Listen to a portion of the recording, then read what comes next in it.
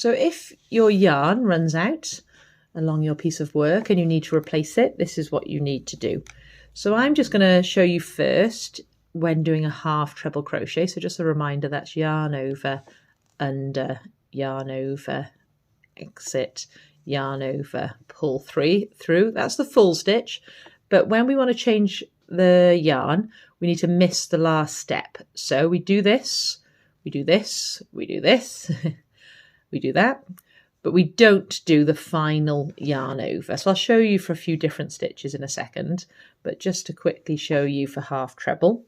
So what you're going to do is, obviously you'd have the same colour again, but I've just changed it just so it's easier to see. And over the top of my crochet hook, I'm just going to layer on a yarn over of my new yarn.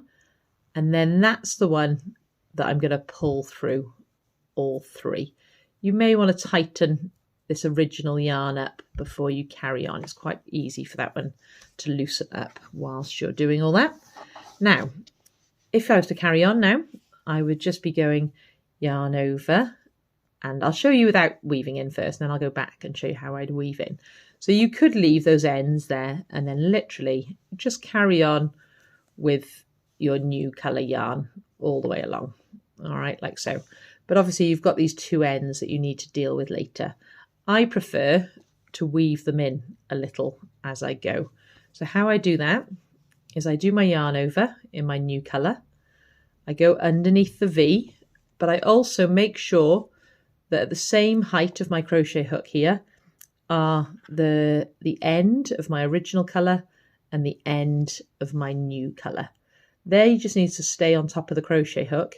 The one that's coming through is the new ball of yarn. So that's just coming through. So basically those two are just at the same height as the V. I'm pulling just the new yarn through, yarn over, and pull through three. So can you see that they're now trapped underneath the stitch there. I'll do it again.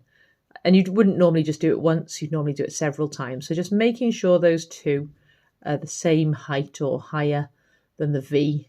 Yarn over, under, yarn over, exit, and then pulling through three.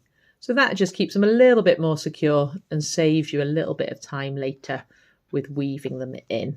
Okay, hopefully that'll help. Oh yes, I was going to show you some other stitches, wasn't I? Let me just quickly undo this and show you, just in case you haven't gathered the process fully. So let's say I was actually doing a double crochet, the smallest of the stitches. So then you just go straight in and then you yarn over and pull through. So your final pull through for that stitch is now. So that's when the new ball would come in, and that would be that. If you were doing a treble crochet, just do that. Then that's where you go like this, and you pull through two, and then you would pull through two again, which is the last step. So instead, it's yarn over and pull through two. All right, so always the final step, and that's when the new ball comes into play. Hope that helped.